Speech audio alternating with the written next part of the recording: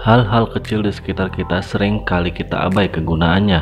Pernahkah Anda bertanya-tanya mengapa garis marka jalan ada yang garis lurus tanpa putus dan ada yang putus-putus?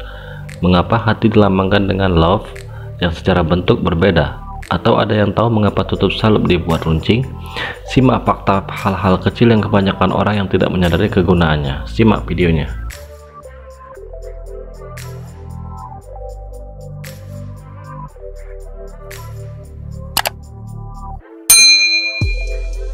Nomor 1. Lambang hati.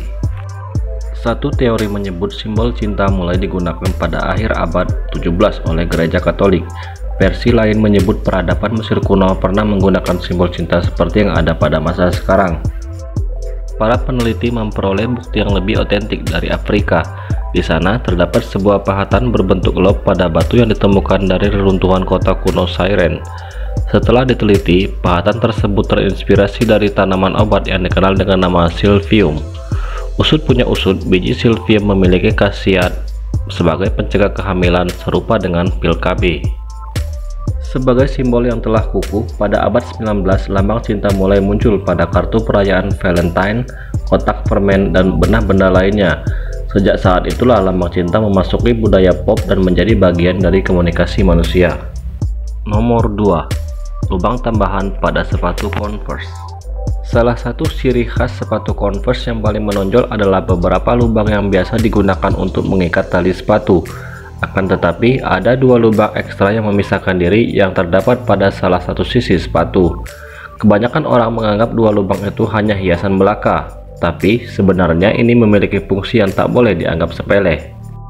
Teknik mengikat tali sepatu yang digunakan pada sepatu Converse adalah jenis saling silang yang umum dipakai pada sepatu bertali lainnya.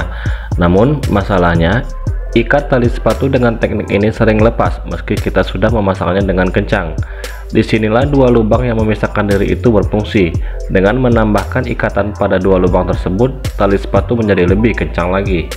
Nomor 3. Bagian runcing pada tutup salep. Banyak yang tidak tahu mengapa bagian ujung tutup salep dibuat runcing.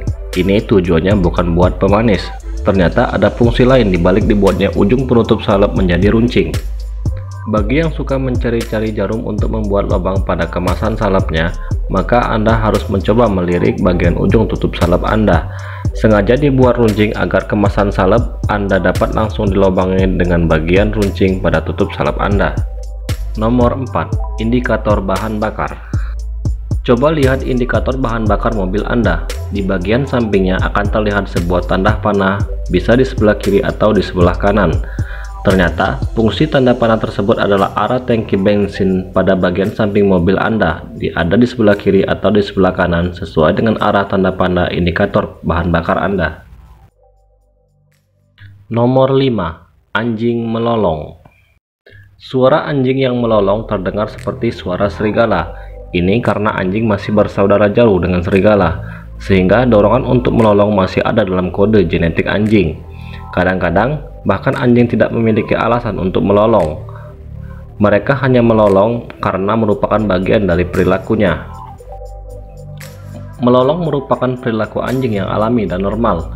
Anjing yang melolong ketika ada anjing yang baru dikenalnya mungkin berarti anjing baru itu ada di jarak yang terlalu dekat dengannya.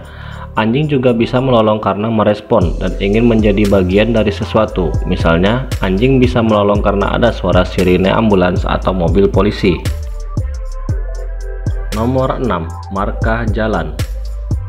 Markah jalan adalah suatu tanda yang berada di permukaan jalan atau di atas permukaan jalan yang meliputi peralatan atau tanda yang membentuk garis membujur, garis melintang, garis serong, serta lambang lainnya yang berfungsi untuk mengarahkan arus lalu lintas dan membatasi daerah kepentingan lalu lintas.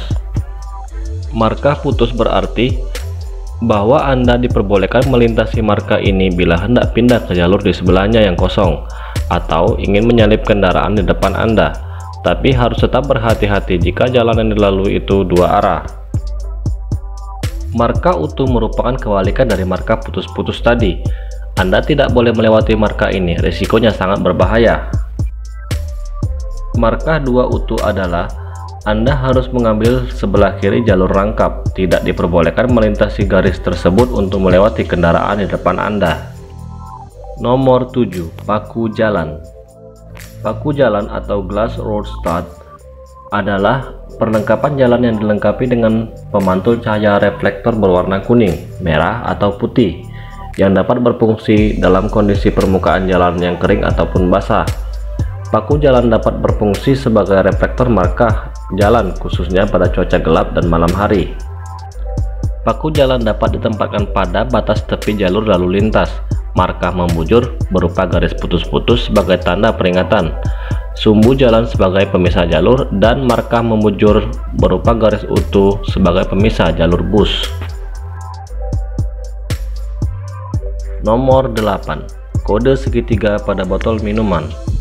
Jika kamu memperhatikan dengan teliti, di bagian bawah kemasan atau botol plastik terdapat simbol segitiga berpanah dengan angka 1 hingga angka 7 dan kode huruf tertentu. Kode ini dikeluarkan oleh The Society of Plastic Industry pada tahun 1998 di Amerika Serikat. Kode 1 dengan PET atau PT atau juga disebut polyethylene tetraphthalate biasa dipakai untuk botol plastik transparan. Kode 2 dengan HDPE atau High Density Polyethylene bisa dipakai untuk botol yang berwarna putih susu dan galon air minum.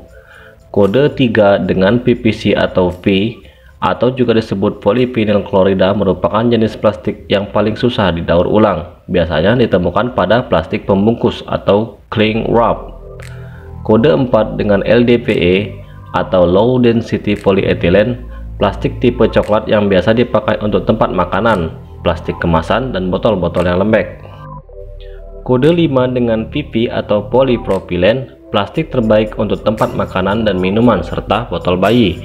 Kode 6 dengan VS atau polystyren, biasa dipakai sebagai bahan tempat makan styrofoam atau tempat minum sekali pakai.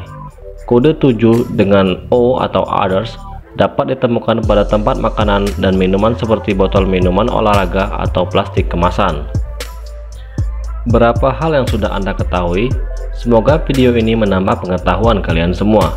Jika video ini bermanfaat, jangan lupa share ke teman-teman Anda, dan jangan lupa like, subscribe, serta nyalakan lonceng agar Anda bisa menerima notifikasi saat review channel mengunggah video baru. Terima kasih.